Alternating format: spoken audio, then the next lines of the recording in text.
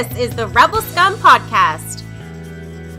Available in video on YouTube and audio wherever you listen to your podcasts. Every week, Brock and James talk the latest rumors, news, and theories from a galaxy far, far away. Support us on Patreon for exclusive offers and join the Star Wars discussion. Patreon.com/RebelScumPodcast. Here are your hosts, Brock and James. You're always scum. Rebel Scum. Boom! Rebel Scum Podcast. I'm Brock. I'm James. Whoa, my voice. I just lost my voice. And we're not alone today. I'm never alone with James, but we're with friend of the show, Din from F105. I always get surprised when I hear that intro music. I'm like, damn, that's... Do you know what that music is? That's a good organ solo. Yeah. What up, everyone? Let's talk Star Wars. Heidi is in the chat. Hey, executive producer Heidi. Yeah, we're going to talk Star Wars today with Din, who just dropped. How can I watch album. The chat? Sorry. Brock, how do you watch the chat in your on the side there when you're in StreamYard, there says private chat comments. Click on the comments. Click on the comments. Yeah. Comments. I'm like, it says comments. Where are the comments? Okay. I know it is confusing. Yeah, I have like the main studio, so I don't even it automatically populates for me. Yeah, I don't see that. I can do we have comments. I'm gonna put a poll for Heidi in the chat. Hey, don't forget to hit the like button. I gotta learn something. Don't interrupt the host when they're about to plug your new album. Oh no, there's no rules. There's no rules in podcasts. Yeah, there's no rules. It's Wild West. This is hold on, let me change that. How do you know it? Yes, this is Din. If you know the opening of the show, you've heard the music. Yeah, and that's from you. You loaned us the song. We say you take royalties of every show, so every dime we make, which is the max we make on a podcast, we send you a percentage. We still haven't reached a dime for you yet, but we're getting... Oh, do you actually have that set up where if you make something, I don't know how that works. We pay you in Old Republic credits, which don't cost anything. Republic credits don't work. You're only money. What do they say in Mandalorian when he's trying to get him to go on the what gets him to Grogu? It's like Mon Cala, like silver or something like that. I can't remember. Anyways, So, what's up? What's up, everyone? What are we talking about today? I'm just trying to do what I do. Hey, but Din, you have a new F105. Din, your band F105. You released a new album. You were generous enough to send us a song. Didn't I send you the whole thing? It was just one song. Did I miss something? The folder? I thought I sent you the folder of the whole album. No, I only opened it one song. I don't know about you, Brock, when I sent it over to you. Sent me one song. I listened to that. Yeah. And I checked you out on Spotify. So. Oh, okay. Yes. So we get you the plays on Spotify, which is where you want the plays, right? Is on Spotify. Well, I don't really care if I'm making the billionaire CEO more rich while he pays artists nothing. Like, frankly, I just really don't give a poodoo. But my label wanted me to plug that. Okay. Like, I have no listeners and no followers there, and I just don't care. Yeah. Nice. But it's the platform sounds good. They make the file sound good, so I do like that part of it. Well, City of the Sun was a fantastic track. It's number 3. Really? That's the only one I sent you? Yeah, and it's really good. I listened to it like it's good. Cool. Can I put the link to the lead single video in the chat? Absolutely. That's the Star Wars song. Yeah, and also email it to me as well, and I'll put it in like the top comment and in the description and stuff. So, what I am we'll see it. going to send you guys because I love you guys, and so what I'm making is these because I'm also a visual artist, right? So, yes. I'm making something I've been wanting to do for a while. These are called like gallery frames. They're pretty like trendy in the art world to do a painting on this because it's like a wood panel, but you can stand it. Yeah. because it's 1.5 inches thick, or you can hang it. Awesome. And then on the back, there's a QR code to a deluxe edition of the album. So like 24-bit uncompressed FLAC files, which are technically even better than vinyl because vinyl takes those files and then converts it to vinyl. So that's like direct from the studio, and bonus tracks and all that stuff. So I'll send you that so you have the best thing. But what I'm making is I'm just waiting for the other 2 to dry. So it's 4 albums now, right? So you're going to be able to, if someone wanted to collect all 4, you stack it as one work of art. I actually just finished.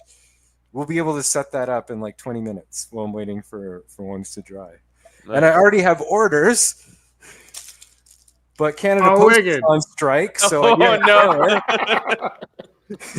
literally went on strike the day I got my first order. Yeah, I thought you were like I thought you held up like a CD, like one of those like deluxe package CDs. I was like, oh, that's cool. And then you were painting, and I'm like, what is he doing? That's so cool. That's so creative. I like that. Yeah, that's a really awesome idea. Yeah, it's I get them printed like on good paper, and then I don't know if you could see there's like gel texture on it. Yeah, acrylic. So it's basically acrylic paint that has no pigment, so it dries totally clear. And so I put the texture on so it looks like it's painted on too. It's really arty. Oh. I'm only selling them for $30, but I should be like 50, but no one's gonna pay 50. Did you how long it takes? Like an hour to do each one. Did you design the covers as well, since you're an artist, or all the covers? So here, I think they're dry enough. I could sort of set up. So that was F1051. Yes, I've seen that one. So I still got to put the QR code on the back. So can you see that? Yeah. Okay. Like there's one. This was something else I was making as a concept. Do graffiti on a GO train. Oh, yo. War is over now. That's actually really cool. You know who would love that? Dave Filoni. You would, yeah. That's dope. That's actually really creative. Thanks. I actually did that. It's signed with my students. I found they were giving them away as Go promo for the new Go line. Yeah. And I just got that for my students to do graffiti on. So what's the last album? Is A. So that would be like that. And then this is the third. So it's like that. Yeah. I'll have it side B.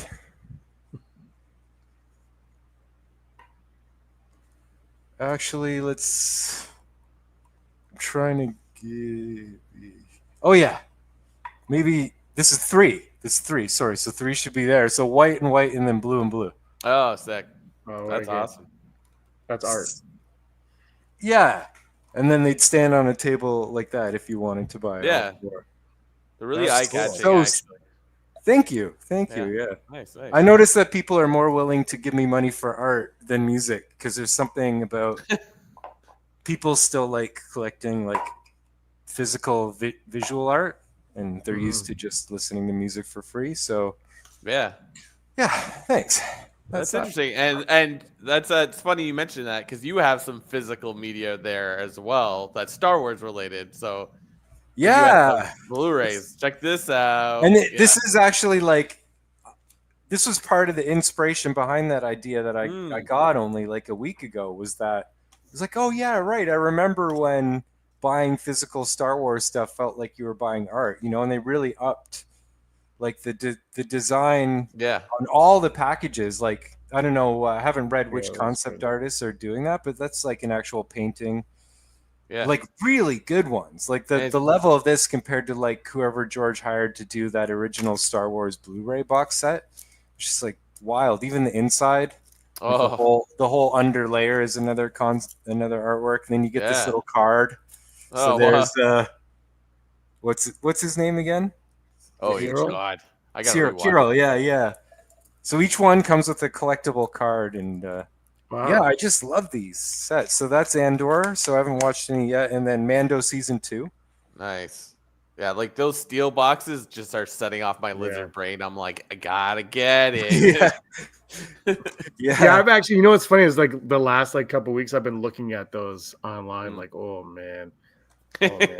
Well, I just didn't want to pay twice, right? So it was like I'm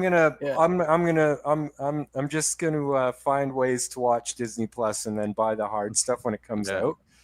I feel good, so I feel better about that too. So what do you stand on the physical media and like streaming? Like obviously you partake in both. Well, yeah, but the thing is streaming. The streaming does lower even though they get it to just good enough really to watch. Yeah, it is compressed. The imagery is compressed, so things are a bit softer, and there's a lot of issues these days because the 10-bit technology that delivers 4K is different than the 8-bit technology that delivers 1080p stuff. So actually, like what most people don't know is you actually have to have 2 settings on your TV for each different feed because the 4K stuff has a wider mathematical gamut of color and dark to light. But if your TV's not set up to read it, then actually your blacks don't look black. Like when I go to anyone's house and I'm watching their 4K content, they haven't figured that out. And it looks worse because there's no blacks in the image. It just goes to like a really muted kind of thing that's not anywhere close to black. Have you ever seen that on someone's 4K Always. TV? I hate watching TV. I hate watching anything at anybody else's house. I hate it. You have to have 2 different settings, and I only figured that out myself on my computer when I got this laptop years ago because I was like, why does some stuff look grayed out when it's the better stuff? And so I had to do all this reading to figure it out. So what I like about the Blu-rays is that they just come, mastered for Blu-ray but actually they didn't do good on the early stuff like Mando season 1 and Kenobi. It's almost like they took the 4K stuff and converted it to 1080p and kind of made it a little darker, but didn't care too much to really nail the contrast. But that's okay because the information is still there. And then you have to set your TV. So you have to set your blacks and contrast more. And your image ends up looking great because the info's there and the dots. But I'm just like a audio AV audio file, video file. So I'll take the time to figure it out.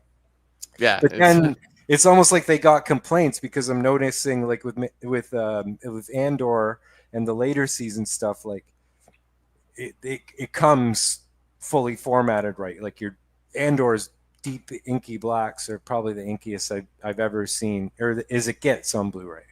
Nice. Yeah. That's it. That's interesting. It's like you almost become like a Blu-ray sommelier where you're like, this is not the ideal scenario where it's like this. You want to, if you're gonna watch it on this, you gotta do like that. So I like that. That's cool though. It's Nothing's ever ideal because there's so much tech now and so many variations of how it can be delivered. But the biggest thing is that 4K is 10-bit and 1080p is 8-bit, and you got to have 2 different calibrations on your TV or computer. Yeah. And what I like about 1080p still is that I'm not sold on 4K at home, especially TV stuff, because I'll be watching someone's 4K and I'll just notice the CGI or makeup or plastic metal, for garments more in 4K. So I still prefer 1080p because I'm a little more sold on the illusion with it. Yeah, absolutely. Well, we kind of deviated. So tell us about your new album. I'm going to send you the link to the lead single. I'm really happy about it because this video too is the culmination of something I feel I've been working for towards my entire life, which is to try to make that kind of the ideal euphoric indie rock anthem. Like something maybe kind of like off the first Arcade Fire album or like early U2, like that kind of thing. Like I'm always shooting for that with songs, but I don't know if I've ever totally got there. And that's City in the Sun? No, that's like a 70s feel good, like Shambhala. That's exactly what it is. Yeah. That's what I was going for with that, like this Shambhala kind of song. But this one, Love is the Force of Life, I'm going to put it in the chat right now. Nice. is it. Like I didn't, and I wasn't even. I kind of let go of trying at this point, but it was just the energy of the song and the band and everything that actually made it happen. Nice. So when I listen to that song, I'm kind of like, "You two, Arcade Fire, who?" For one moment. Yeah, I'm like, finally did it. Gotcha. And what's really cool about the album was we played live for 2 years with the plan to go in the studio, because I've been doing all the like the stuff of my last albums like in one day. Like every album I did 2B 3 in this, like I just go in with my guitar and I sing and I play, and then I let the producer do whatever. But like no click tracks, no like fixing up my vocals or guitar. Just you get a take, and then I like that energy. And so, but with this one, it was like, how do I get 3 other bandmates on that page with me? So we played live for 2 years, and then when we were ready, we had a 6-hour session booked to do 6 songs, and we did it in 5. Nice. Each song, no more than 2 takes per song. Oh, sick.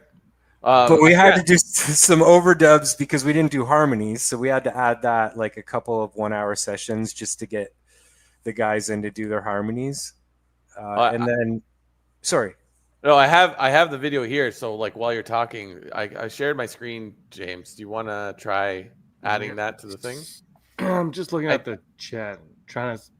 Don't know if the audio will be good or not. Yeah, can we watch the video? Like, it's awesome. Yeah, like you can sort of like talk over it, sort of thing. Is that cool?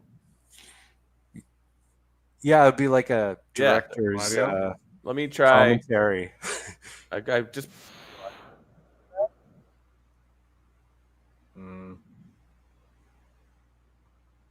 Are you guys hearing that audio or no? No.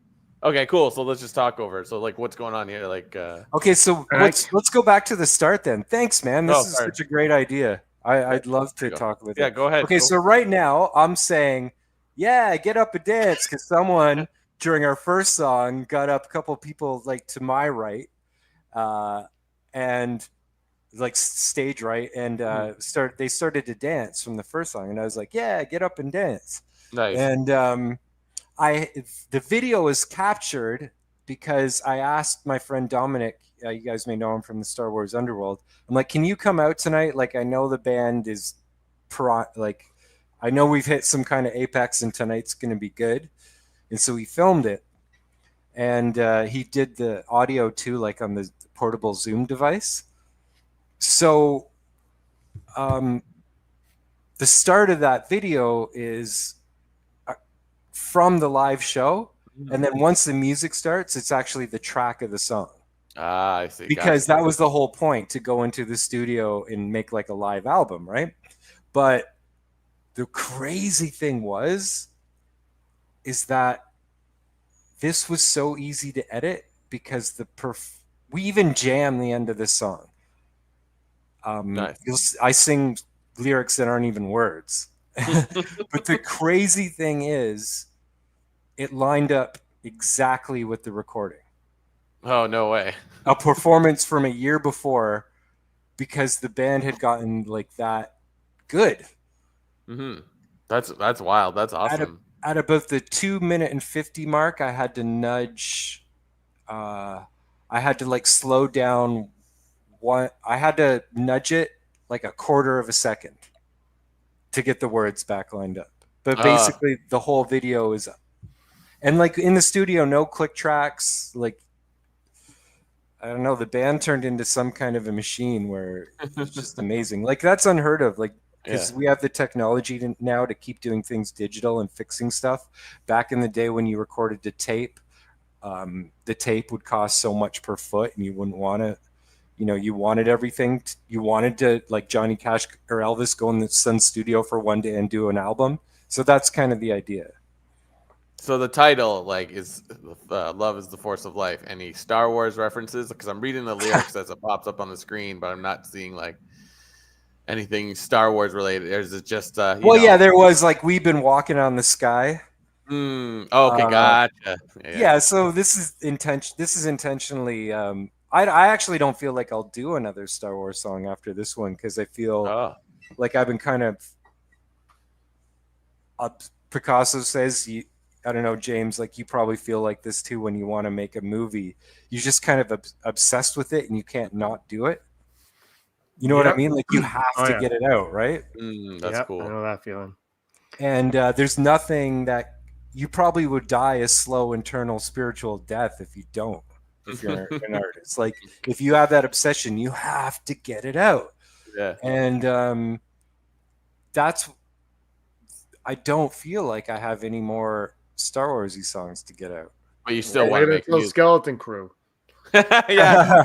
But this is also the end of the hero's journey because I've been working for that too. Like the hero returns with a message. And so that's so if you take side A and B, A starts off with this song, Love is the Force of Life, the message. And then the last song on B, Waves, is about sort of returning to your netherworld. So this is the message, like Joseph Campbell said, every hero returns to tell their community that they're one, whether it's local, national, global, or universal. Nice. And so Love is the Force of Life was actually about, for me, there's a lyric in there, we've been running for so long, something happened, what went wrong? And to me, it's just, like, I can't stand it, man. I can't stand the divided world that we live in. Like, if you express your opinion that you're unfriended or whatever. Yeah. And I just feel like I just give up on fandom on that level because it's like,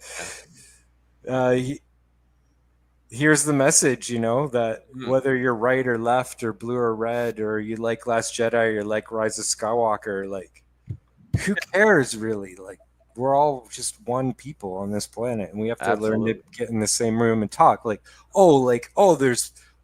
Twitter, like I'm a lefty. I'm not going to leave Twitter because a right-wing billionaire owns it, who I disagree with maybe on a lot of things. It's ridiculous. There's no hope if we can't stay in the room and talk.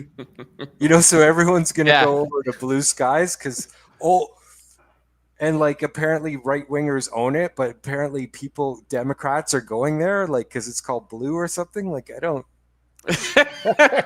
Yeah, that sounds right. That totally sounds right. Yeah, you're right though. There's no conversations anymore. It's just like in this video, I guarantee you, the first 3 comments we get after the ones that are already on here are going to be like, "Star Wars is dead until KK's dead." You know, get rid of Star Wars, and you're like, "God, man," or Rey killed Star Wars, and you're just like, "What?" Like it's the mods killed Star Wars. I think George Lucas made those mod speeders, and when that comes out in public and people learn about that, there's going to be riots on YouTube.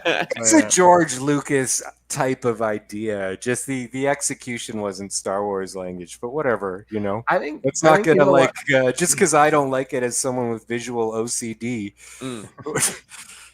I love Book of Boba Fett, but I do think at times that those shows, Andor didn't suffer this obviously, but those shows at times suffer because of the volume, but it's mostly because of their budgets on those ones are 10 times smaller than Andor's budget. Like it's like, you know, like of course it looks like that. They shot it on a TV because they had, you know, this much money to do all the other stuff that they were doing, like a Rancor fight on the streets of Tatooine isn't cheap to do. Like, you know, it's like so of course that was sick, though. That looked good. I'm saying that looked good, but like of course other things look, but even when you go back and watch older stuff, like sometimes things they have to cut corners because of the budget, whereas Andor had a massive budget, so is the most beautiful, I think is the most beautiful looking Star Wars thing we've gotten. Only visual critique I've heard that sort of makes sense is the bricks. That's not very Star Wars language, but it's like, okay, if you mention that, I'll notice it, but I actually didn't. It's not a blunder. Like I have Star Wars OCD like Paul Bateman, you know, in terms of understanding the Christian Taylors and the Joe Johnstons and the Ralph McQuarries, and that is something that I understand. And if I see something like a zipper in Rogue One, I'll notice it because it's not following the. But isn't there a zipper in Empire? I think there's a zipper in Empire. Is there? I think there is. Yeah. See, I wouldn't have even noticed it in Rogue One if Paul didn't point it out. No, but I think there's one in Empire because I think when people bring it up, there's a zipper in Rogue One. Like I wouldn't have even. But now that I see it, he's right because that was for a really good reason. How do you feel about the tassels on the bike in Skeleton Crew? Is there tassels? Well, see, I haven't watched the trailer. I watched the first. I'll always watch the first trailer to get an idea, and the first teaser never spoils too much, and then I stop. Yeah. Well, this is from I think the first photo that was released. Let's go. I'll give up on my spoiler intensity for a bit. Hold on, I could try to Skeleton Crew bikes. Let's do that. I'll try to share my screen, see if I can figure it out. Okay, got it. Complaining about it? Is that the thing? Well, Sheldon is. Sheldon Norton? Yeah. Is he? Oh, okay. This is fun. Yeah. I want to know what he's complaining about. Well, I shouldn't say he's complaining. He's like, it looks too Earth. I'm like, okay, let's do Earth. For sure. The first trailer, I'm like, it looks way too Earth. So I'm like, I'm going into it expecting that I'm gonna think that. But I think fine with that because if you're giving me Goonies in space and you want to give me a kids show where kids feel like they could relate to it because it's like a suburb, whatever, man. Yeah. I'm not gonna I'm not gonna get upset about it, So can you see that? Oh wait, hold on. There you go. Where? Can you see the tassels? Oh yeah, I guess it. Right. I can't zoom in anymore. I don't know what this. Yo, I love that so much though. Like, who cares? Yeah, they wear pants too. They have a Star Wars version of pants. I'm just gonna say that I agree with him because I have visual OCD. There's just some things that scream a little too much here and take me out because the immaculate reality that they created is a long time ago in a galaxy far, far away. So for some reason, and I'm not going to intellectualize it because art is only emotion. Picasso said that. George Lucas said that. It's just the emotion you feel before you process it with your thoughts where you feel, oh, I'm in Earth now. If something does that to you and you feel it, that's real and that's true. You can't fault anyone for any emotion that they feel. Like if someone watches Rise of Skywalker and they like a part that I don't like, there's no intellectualizing with them that's going to convince them. They just feel they like it. You can't change that about anyone, about any art. That's for sure. I know that much. So if someone like Sheldon sees those tassels and they just feel, oh, I just felt like I was brought to Earth, that's real. Yeah. That is real. And I'll say this without... Sorry, go on. No. I was just gonna say, I think they wanted to feel like Earth for the adventure to feel grander in scale when the kids get to that adventure. I think that's... Oh, yeah, the Wizard of Oz thing.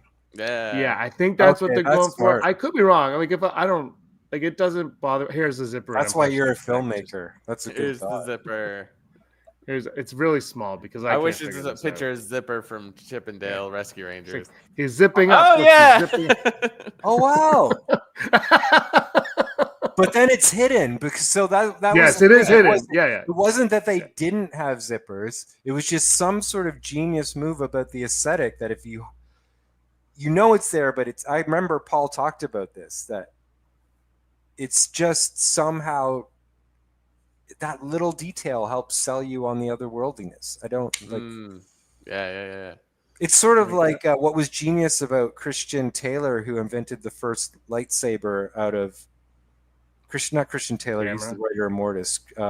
Roger Christian, who invented the lightsaber out of that like old lamp part that was part of like a film item. Yeah, what was it? Like a projector or something like that. His concept was, and he decorated the Millennium Falcon and did all that stuff. His concept was, if you take real world stuff, they also did it because of money. They could buy model kits and stuff and not have to invent stuff. But the genius idea was you take information, mechanical information that's real, that works, then you repurpose it into shapes that we wouldn't normally see together. or use it in a way like you take a lamp shape that works, and then you make it a lightsaber. You get this feeling like it works because it's real mechanics. Yeah. So, but now it's it's a used, what do we call that? Ready-mades in visual art, like when Marcel Duchamp first put the toilet in the art gallery. Here's a ready-made, and that started the whole thing about and then Picasso was using like, forks or whatever in his art abstract composition. You take ready-mades and you put them in a different context, and then they kind of have new meaning, or they work in different ways. So Star Wars actually kind of did that. It's kind of modern art that way. It took ready-mades and repurposed them. Nice. So I guess where I'm going with this is it's a very genius idea that Roger Christian had, and it works. Mm-hmm. When you don't follow that, it's obvious. Like Kalnaka in The Acolyte, when he's just using the metal detector like he's on a beach. Yeah. That's not how Star Wars design works. You take the metal detector and you turn it into a rocket or something. Right. You don't take a metal detector and use it as a metal detector. Right. Yeah. So that flew out to me. It was like, that's so ridiculous. Like they should like use a mic stand as use something different. Yeah. I'm looking forward to the Skeleton Crew because it's just like that is the thing that stood out the most for me in the trailer, where it's just like they live in the suburbs. They're like, what? So like we've heard so many different theories about it that I'm very interested to see if it makes sense or not. And I think the tassels definitely fit under that sort of. Maybe that all makes sense at some point. I think James is really right. Like that's a really brilliant. Like I'm not blowing smoke. That's a brilliant thought that they're doing the that's the hero's journey. The ordinary world and then crossing the threshold out of it. So yeah, I mean, and also I'm not going into it like the blue Nautilin has like the cartoony eyes. Have you noticed that? It's like because I just had to be trained to teach art to kids over the last year and a half, and that's something I had to learn in my job training was what things do kids of different ages respond to. So because they put those eyes on it, that is totally intentional to connect with 4-year-olds to 10-year-olds to maybe 8-year-olds. Like that's on purpose. We were speaking to them. So when I go into the show, if this was for adults, like normal Star Wars, which still wasn't even for adults, that would bug me. If those eyes were in Andor, it would bug me. But because of that, I'm going into the show not to be bugged by tassels or those eyes, because I realize they're making it for 4 to 8-year-olds. Yeah, exactly. So I'm gonna watch it like a 4 to 8-year-old. Like I'm not gonna care about that stuff, even though it feels earthy to me. I'm not gonna care at all. Yeah, absolutely. I do want to say that. You see, if you compare it to the one from Return of the Jedi, it's not the same visual language. That is for kids 4 to 8 years old, maybe even younger than 4. Like they're going for. This is Neil has his own page, by the way. Neil, yes, he has his own page. Scroll back to that zipper. The zipper that I showed you, that's an entire website dedicated to Star Wars. Oh my god, it's kind of amazing. Ridiculous. How much info is there on? Not a ton yet, because we don't know the story. You might want to take off your headphones for now. Neil was a youngling who lived in the galaxy. Okay, all right. And we're best friends with another child called Wim in 9ABY. Everything you can glean from the trailer. It's literally they just say the trailer, and then they find the Look at his species. Go back up right under his picture. Species, Neil species. Yes. Well, because they said he wasn't. They said that he wasn't the same as Return of the Jedi. Okay, I'm gonna take it off. We'll stop. Yeah. Sorry. You're good to come back. You'll give me the thumbs up. And that's how Neil is Snoke. That's how they made, and that is why. Oh man. It's 13 days away, right? It's the 3rd, December 3rd, so we're lucky number 13 out. Cannot wait. It's been a drought of Star Wars. I'm psyched. So you know what? You guys have been making me feel like a lot better. So nice. I'm willing to stay on even longer and talk. talk about, just as long as if you just try to warn me if you think it's something that not you would consider spoiler, but if it's something that like indicates just anything about a character who might appear who I don't expect, or anything about their arc. Like, I looked at the figures, I saw them at GameStop the other day, but I didn't even look at the names, So I'd love to talk about it if you could just try to stay away from anything you think I might think is a little too much. I know I'm annoying. I know I'm the starlet. I don't know if there's a Star Wars version of jerk, but I get really bent out of shape about any time I think something's a spoiler for some reason. Oh no! Because I love being surprised. To me, it's like if someone says, "Oh, this moment is going to surprise you," then I'll still be ticked off because I'll be like waiting for that moment to surprise me. It's true. Yeah, like I'm weird that way. I need to because everything on surprise is fine. Like when I first see that bad CG Leia in Rogue One, it doesn't matter that it's bad because you're emotionally surprised, and you don't even notice that it's bad because you love the moment and everything. And then when you watch it again, you realize, oh, that looks really fake, but. Yeah, it's the surprise element that gives you the ability to have the emotion, I think. For me anyway. Well, James, should we... I mean, we've been talking for 30 minutes, so we could even just jump to blind ranking and never tell me the odds, because that's not spoilers. Let's do odds. Let's go to the odds. What about, can we play a song at the end of the show? Like some sort of... Love is the Force of Life? Because I really like... I think I'll play it, Brock, because I think I can get it to work.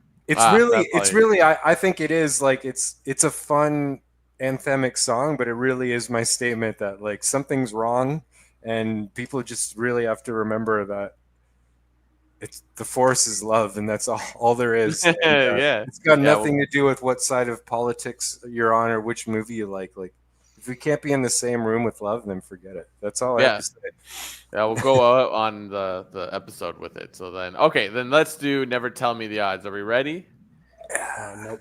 I need a second. Yeah, I'm ready now. I'm ready. I don't know what it is, but Never Tell Me the Odds. The probability of successfully navigating an asteroid field is approximately 3,720 to 1. Never tell me the odds. Never tell me the odds. Never tell me the odds. Never tell me the odds. Brought to you, me, and Din, and everybody that's watching and listening by patreon.com/Rebel Scum Podcast. If you like what we do, why don't you go on down and support us at patreon.com/Rebel Scum Podcast, where we have things that we can give to you, but we also have love for you. Love for the people on this list that we talk about every episode. Heidi Feder, executive producer, Barry Brophy, Dennis Allen, Suter Thrawn, Randy Kenobi, Mary Kristen Aton, Dale Erdman, Phil Staniforth, Rez, Scott D, Josh Price, Matt W, Frank Perkins, Neil Lowry, Cosmic Girl 02, Gleek Play 1, Denner Nerds, Disney Desi, Charlotte Rompezak, and Jeff Wilson. Thank you all. Thank you. Thank you. Thank you. All right, what are the odds? Tell me, never tell me the odds. Tell me the odds are. By the way, so our main topic, Brock, we'll talk about after. We'll get Din out, and then we'll talk about the main topic briefly. Never tell me the odds. Our first odd today: Ben Solo. Yes, Benjamin Solo will return in a future movie. Ben Solo will return in a movie in the future. And then if you decide that if you're 50-50 on it, you have to say full Brock. We call it full Brock here. What are we saying? Whether it's true or not? Yeah, you give a percentage of how true it is. So Brock, you want to go first? Do you want me to? Do you want to? Okay. I like Adam Driver, so I want him to come back. Ben Solo, right? Yeah, Ben Solo. Yeah, Benjamin. I'm gonna go 20% though, because it's just I don't know. I don't know where his head's at with being in Star Wars anymore. What if he's the Rey movie starts and they're like Ben Solo goes Ben Solo. Then that is a name I have not heard. I'm gonna go. You know what? He should come back, but I'm with you. I'm gonna go 17%. I just don't think. I don't think they're gonna do it. I don't think so. Din, lay it on us. 100%. Oh, That is what gets us the views. He's an actor like Harrison Ford, and he has an ego. And if they promise him that they're going to make him something good that he could bite his teeth into as an actor and give him a lot of money, he'll be there. He just has to say he won't right now to look cool, to do all his cool indie films. I just hope they ask him to come back. No, they are. They're doing a trilogy right now, so they've. Yeah, I guarantee you, he's just playing hardball. Like, you got to give me what I want. I need my money. I definitely think him at this point would be not money first. Like, that'll be part of it because he gets to negotiate. But I think someone like him would be like, yeah. I mean, now that they're announcing they're making a trilogy, right? Mm-hmm. He'll just. I think he would want something like Harrison that he could bite his teeth into. Yeah. What's a Force so Ghost? 100. Hondo percent. All right, next on, we will discover who Uncle Harlow is in Andor. Yeah, I saw this on the rundown. I was like, who? Cyril got his job at the Empire through Harlow. And remember his mom's like, it's your Uncle Harlow. Like, I don't think... I don't know. Look, Andor season 2 is coming out in a few months. But, like, do we need to know who Harlow is? Does it matter?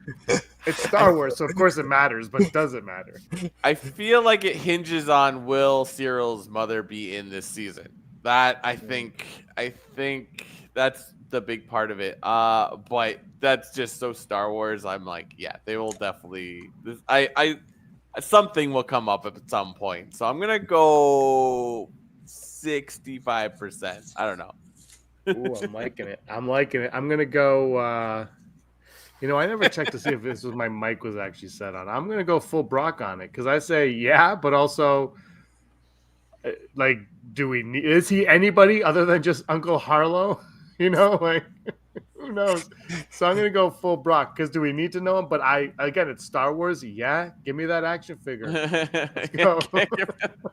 Give me that $25. C character action figure. I tweeted out, or $50 if it's Black Series. I saw the Black Series retro collection, 3 3/4 inch one of OSHA at Walmart. $36. What? It was this big. Yeah, I was like, this can't be real. And I scanned it, and it was $36. Jude Law, whose name I won't tell you, he was $25. But OSHA was $36. And I was Retro's supposed to be the cheaper one because they're not articulated and everything. No, I know, and it looked terrible. Like I'm not just like it was just like her in like street clothes. I was like, what? $36? Oh man, it's $24 in the US, says Heidi. It was for 3.75 inch. Yeah, it was the small, and I scanned it and it came at $36. And I said, who are you ripping off on this one? Yeah, and then they had but then they had McFarlane Batman figures, like the DC figure, or no Batman, but DC for $13. Yeah, I've been noticing. Sense. Yeah, I've been noticing the Batman stuff, like even from the Batman movie, has been. It's always been cheap every time I've seen it. So. Yeah, the 3.75 inch Robert Pattinson was like $7 to $8, which is like what a toy that size should. But since it's a toy. Yeah. The OSHA one blew my mind. And it wasn't just OSHA, but she was like the front of the line. So but it was more than just. But Jude Law was $25, which is still stupid for a small figure like that. Like my parents would have been like, "You're not ever playing with Star Wars toys, James." I'm just thankful for it now because I've stopped. I have a rule like only one or two figures per show max. Yeah, mostly because of space, and I hate having too much stuff. But also, they made it really easy for me because it's like I'm not going to buy 100. I'm not going to go spend $100 on my 4 favorite 3-inch figures. It's madness. What do you guys? How are you guys with this stuff? Do you keep if you get like the cardboard thing? Do you keep it? I just recycle them now. That's like when you get a hardcover book and it comes with a jacket, and you're like. Yeah. I like a jacket, but it's also a pain in the butt. Like I'm of mind that like if hardcovers stop coming with jackets, I'd be happy. Like if I had that, I'd be like gone. I'm tossing too. Unless there's a way to like save it in there. No, it doesn't fit. I tried that. Exactly. I would have. Yeah. Sorry. So here's the card for. Yeah. Mando season 2. Boba Fett. Like it. That's awesome. Yeah. Okay. So, yeah, this is fun. Yeah. Heidi's first action figure was Bespin Leia, $4.95. What's that with inflation? $4.96. Wow, which one does she have? Does she have the one that's like her legs are kind of, you can't articulate them, like they're kind of in like a walking position, and she's holding the gun? That's the one I have. From like the original Kenner. Oh no, she had Kenner. Oh, I have the Hasbro. Yeah. Okay. Yeah. That's Heidi. And our final odd today. This one didn't. I don't know if you want a part of this one, but this is. Oh no, I didn't play that one. The odds of Harlow. Oh, what did you say? No, you Sorry. didn't. Yeah, we need to know. Yes, sorry, we went what's- off. Yeah, odds of Harlow. I'm going to say 50-50 only because I don't think Henry Gilroy would care and at all, because he's just into what serves the story and what's real. But I could see like other people bugging him, like, come on, let's do something funny with this Harlow, because everyone wants. It's just turned into like this kitsch joke in fandom, like wanting to know who he is. 50-50 just because of that. Oh, Brock. We should have a bonus one right now. They never tell me the odds. A love triangle between Deidre, Cyril, and Krennic. We got the most codependent, dysfunctional type. 100% it's happening, and that's when Harlow steps in. Okay, our final odd. The ending of Andor will change the way we view Rogue One. I kind of like this. Wait, Heidi's in the chat with Harlow truth bombs coming out. Jar Jar is Uncle Harlow. Har Jar Jar. I hope this is something, because I feel like the new season of Andor will have some kind of, maybe it won't. I'm not gonna say it's gonna ruin Rogue One, but it's like it would be nice if it's like, oh, now I want to. Whatever makes you want to go back to old media, I think is a win. So, but I don't know. I mean, it's Star Wars fans. They hate everything about Star Wars, so they easily could change. I'm gonna go. Yes, we do. Yeah, I'm gonna go 55%. I don't know what's gonna happen, but who knows? You know what they should do would be really cool if Andor ends. They obviously do the credits for Andor, but they do the credits over the beginning of Rogue One, and they just play Rogue One immediately following it. Boom! I don't know how you do that with streaming. James, you're hired. You're hired to look. Yeah, wouldn't that be That's cool? Great. Like we're all watching the finale of Andor, and then all of a sudden the credits kind of go. Remember the old TV? It would just go to the bottom or scroll really fast, and then Rogue One just starts, and you're like, oh, all right. Yeah, but then the problem is, James, then you have to do that with A New Hope as well, because sounds great. You're hired. Keep it going. Great. Keep it going. Perfect. No, but that is that. I'm gonna do that. I want to. I have a fun question after we're done this segment for you guys. All right, so did you say your thing, James, for this? I did. You gave yours, right? Yours was yours? What do you think? What's your odds? No, I'm gonna go. Well, first of all, I have to apologize to James again on air, because when he sent me this, I convinced. For some reason, I turned into a jerk, and I thought he was giving me a spoiler that there was news out, because Diego's been around kind of dropping things, but so I thought this was actually a fact that someone said the ending of Andor was going to change our perception of Rogue One, and I'm like, that's a spoiler, because now when I get to the ending, I'm going to be expecting it to change, and I'm sorry, man. I'm going to be saying. Oh, no, we're clueless. We're clueless here. Don't worry. We work I don't know, man. I got to answer the question because I'm excited about this question now that I've apologized. I have no idea, because I just think that Henry Gilroy is such a genius writer that whatever he's going to give us is what we don't expect. I didn't expect anything from that show that we got, except for the fact that it would show the reality of the gray areas of really doing a rebellion. I expected that because I knew that going in. But other than the details, man, everything surprised me about that show. Yeah. Right from the first scene, what? manslaughter in the first scene, like involuntary manslaughter. Like, it's insane. I don't know what to expect from that guy. Yeah. So I can't wait. This. March? They haven't. March? Andor's March or season 2 in April. March? It's March. Nice. It's spring. Yeah, it's March or April. Q1 of 2025. Andor season 2 hits. Oh, come on, just tell me the Nice. day. Oh my god, just tell me the date. Google. April 22nd, 2025. Noise. I can't. Late that's gonna April. be great. That's the only live action Star Wars show next year, so it better be great. Mm-hmm. Good. Well, it's going to take us 12. It's 12 weeks though, right? Or probably like 10 weeks or so. Right. So that's a good amount of time. It takes us to summertime. Spending too much money on Blu-rays. They're slowing down just for you. All right, you want to go to the news? Let's do it. Wait, didn't you sung this song before? Now you get to hear me sing it. Hollow news, da da da da da. Hollow news, da da da da da. Hollow da da da da da. Okay, Brock, my mic's off. Where are you? Oh, I was looking forward to hearing my soundbite. Oh, I could play it. No.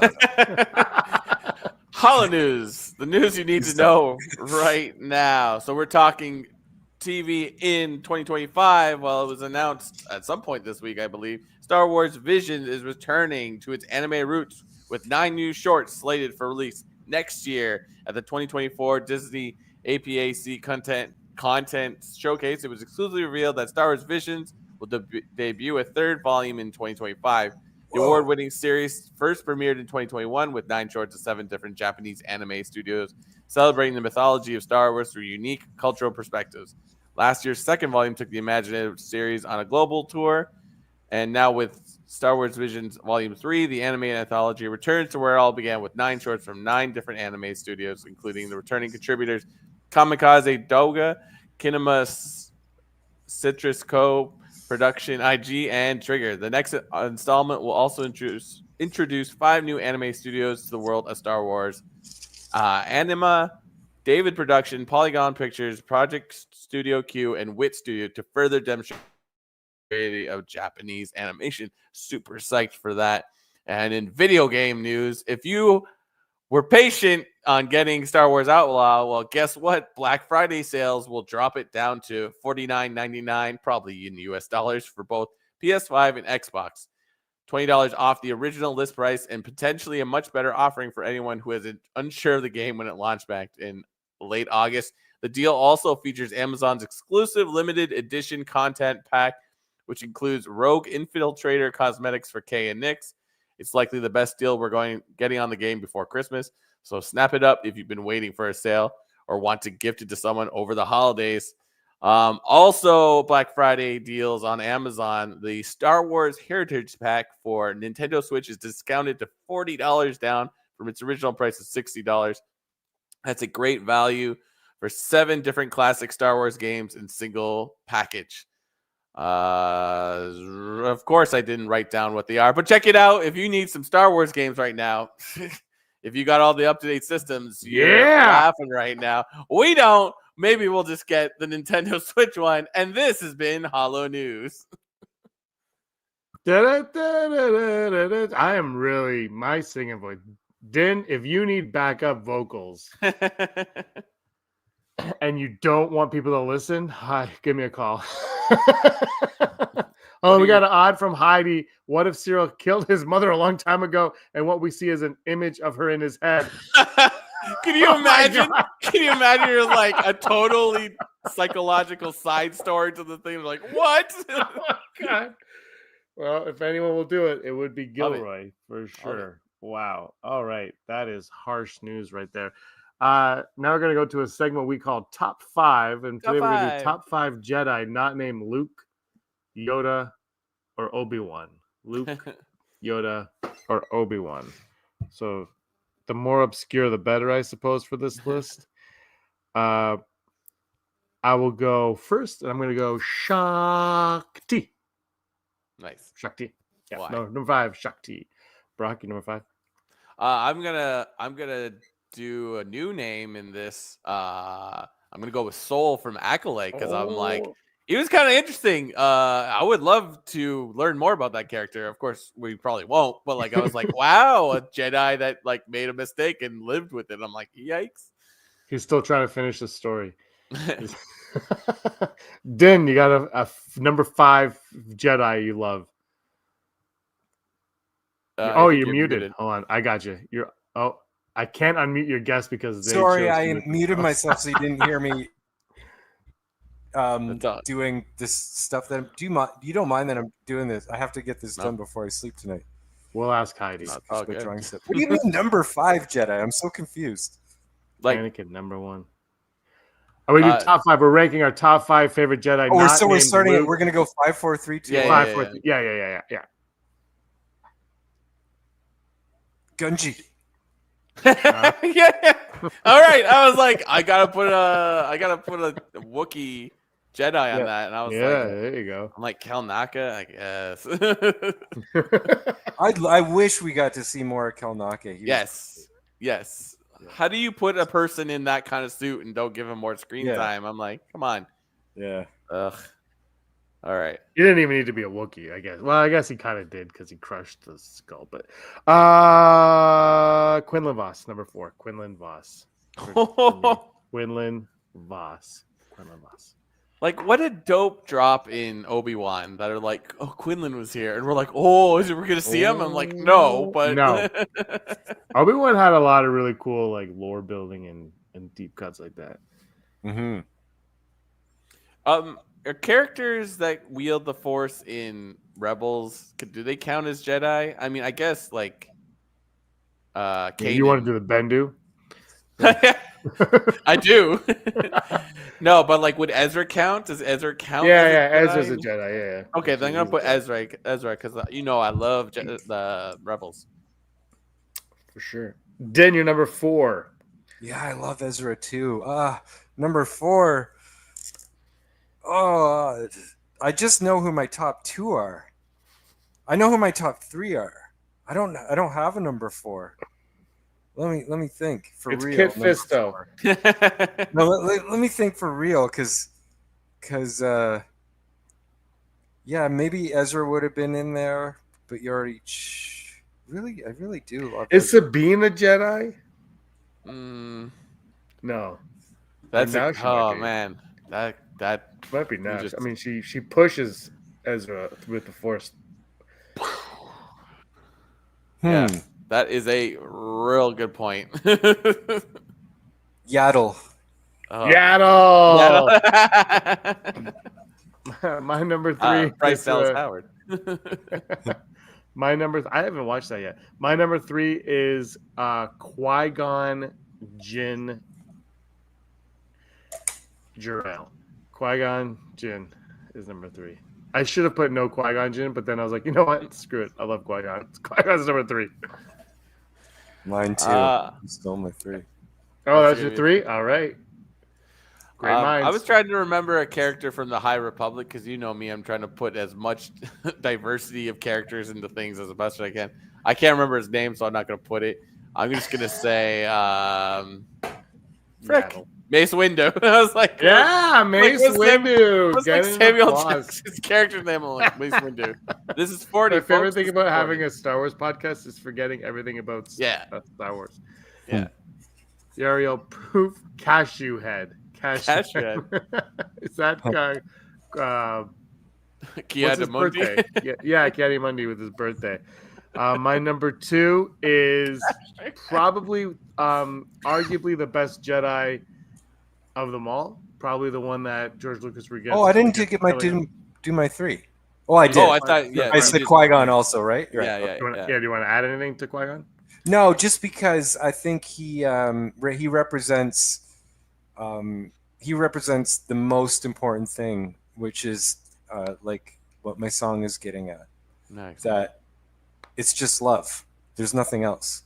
There's nothing else that exists, or there's nothing else that matters, and that's what the Force is, and that's how he acted. It was always out of some sort of loving. He was always coming at things from love. You know, his compassion, his empathy, his care, or what he was teaching or what he was trying to accomplish. I feel like he's kind of like if Saint John the Baptist archetype of the long hair, tattered hair, and the tattered robes, in the wilderness, in the desert. He literally is doing that in Phantom Menace. Yeah, and I think the message is like he's setting up what I think this is there in the storytelling. He's setting up what the message of Star Wars is. It's like you have to do stuff out of love. And then the Jedi lose their way because they don't want to listen to him. And then Luke brings it back to that at the end of Jedi. Yeah, that's perfect. Yeah. Nice. Thank you. I just like that his com was a lady's razor. And my number 2, my 2 is arguably the greatest Jedi of them all, but I have to put him at number 2 because I need to be controversial on this show. And that is Kit Fisto. Kit Fisto is, without Kit Fisto, there is no Star Wars. And I think that is a direct quote from George Lucas. I might have made it up. We don't know. My number 2 is Kit Fisto, Brock. Nice. My number 2 is going to be Jocasta Nu because you can get far with a library card. That's a good one. Dan? My number 2 is Ahsoka. Ooh. But actually, Ahsoka. kind of tied for number 1. But I'll get to that when I go to number 1. My number 1 is a cop out. Anakin. Yeah, mine's Anakin too. I just love Anakin. I should have put no Anakin on the list more than anything. Yeah, I'm surprised you didn't. Yeah, but he's my. Yeah, okay, so we're all Anakin. We need. Okay, you know what? Take Anakin out of here. What's your new number 1? No Anakin. No, it's Anakin. Well, mine is new. Mine is both Anakin and Ahsoka together and what they represent. All right, so I agree on that. Yeah. I'm gonna go Ezra then. Oh, it's Anakin all the way. Just let's be real. All right, that was a lot of fun. I'm gonna change the title of this. What should I call this one, Brock? We didn't talk about our main topic. We'll do that another day. Let's call this one. Star Wars music. is dead. Star Wars is dead. Listen to F105. Star Wars will zip you up. Do you think we get any views with that name? I'm gonna call it that. Screw it. I don't hate it. Star Wars will zip you up. You know what? Put it that and demonetize us. Like, just who cares? That's funny because I actually shared a quote today by Bob Dylan where he was talking to a former love interest, Joan Baez, and then he said you could tell that she was thinking too much. You know, that's kind of why the relationship didn't work. And he's like, yeah, you see, it's all heart. Thought will f you up. And I think he's so smart. He's so right. You know, that everything in life, thought will mess you up. Like all that matters is love. Yeah. What? I'm writing the new description, so sorry. We should play your song. We'll wrap it up. But yeah, and yeah, what you said though, like if you don't notice things, you don't notice things till it's brought to your attention, then you can't stop noticing it. I think the same. I wonder what people would think about Boba Fett and Obi-Wan Kenobi had we not known the volume existed. I wonder if our eyes would have been trained to see it as much as it is. I think it still would have looked a little off, maybe like blue screen to green screen. But like the first season of Mando, it still looks really good though. The first season of Mando, I think, like the volume stuff. But we didn't know we had no idea what that was. We just thought it was whatever. And then you find out what it is, and all of a sudden your eyes start to get trained to it, and you see more of its imperfections. And I wonder. Oh, Heidi coming in with Grogu. Grogu. So that's what I agree with you on that. But they should like they figured it out, right, with Mando in terms of like the special feature on the Mando season 1 Blu-ray. They really go into the fact that their philosophy was balance of CGI and practical effects, and it's all about which one works the best for this situation and how do you blend them so that no one notices either, you know? Yeah. And I think volume, it has to be like CG, practical, and volume. But they got so crazy on Mando with that philosophy. I didn't realize they did this, but when they did CGI for the puppet of Grogu or ships, the animators had to follow the rule as if it was puppeteers doing it, or as if the ship was in motion control with cameras going around. They weren't allowed to do stuff that wouldn't be feasibly possible with that tech. So I think with the volume, like, I don't know, Tatooine, it's so iconic. Like that should have been the one place where they were out on a desert. Yeah. Like Tatooine, man, this is the Holy Land, right? I mean, the moisture farm is Bethlehem, like where Jesus is born. Like they just needed to use a bit more practical effects and where it counted. Well, let me ask you this, Din. I know James hasn't watched it, and I don't blame him. Did you watch Zack Snyder's Rebel Moon at all? I couldn't get through the first 5 minutes. Oh, yeah, there you go. Sorry. Yeah, and that makes sense from what you just said. So it's all it's a CG nightmare. I actually enjoyed Zack Snyder's work, and I sat and watched that first movie. Oh, sorry. And my wife. What? You did watch it. I'm sorry, James. I watched the first one. I watched the second one. Oh, okay. And my wife came in the room and she said, "You really hate this movie, don't you?" Like the look on my face watching it was just a pure misery. And I just don't even understand how people said they liked it. Like, okay, I don't like Skywalker, but when I listen to people talk about whether they like it or I could see why they like it. Just like something like Rebel Moon, I was like, this is unwatchable. It's painful. Yeah, it's not. It was. There were times in it when I swear, like they would be fighting, and the camera would. I don't think they knew where they were on the set at any point in that because it was all greens. I don't know. I don't think anyone knew what it was. Nothing made sense. I don't want to talk about it. I didn't watch the second one because I don't know. I just couldn't. I got through the first one, but it was something else. It was a doozy. Brock warned me about it. He warned me about it going into it, but it was wasn't prepared. 300 Watchmen or Justice League. Like that's the thing about Zach is he's such a, I think, opinionated individualist artist that it's like he does his thing and either it's awesome or it's really bad. Yeah. But when he does awesome, it's awesome. Yeah, agreed. But Rebel Moon was the opposite. I think that was one where I actually liked Army of the Dead, but I still feel like that went on for like 30 to 40 minutes too long. Like you needed someone to be like, this needs to be a little shorter. All right, let's wrap it up. We're gonna play your song. Hold on, let me get it. Do you want to do the? Oh, it's loading. Oh, good. My internet's gonna be nice. So let me share my screen. Because then share screen. This is so technical, you know. I'm really good at this. What was really cool editing that video for Love Is the Force of Life that there was only one thing that didn't match up where I just yelled, "That's right," because I was so into the performance. So I kept that audio from the live footage when you see my mouth do that, but really, really low. If you watch the video, it's a fun Easter egg to look for. We'll play that video now to wrap it up. Anything else you guys want to say about Star Wars, music, life in general?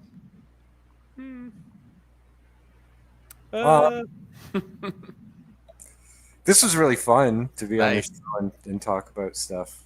Yeah, it was fun. That's thanks for joining us. So thanks. It was a fun one. We just need a clickbait title. Star Wars will zip you up. Have we tried boobs yet? We should just make the thumbnail. You know what? Just put that Brie Larson picture on the that Brie Larson picture. Thanks, I just want to say hi to Heidi and Kay. So I've been following Kay's here.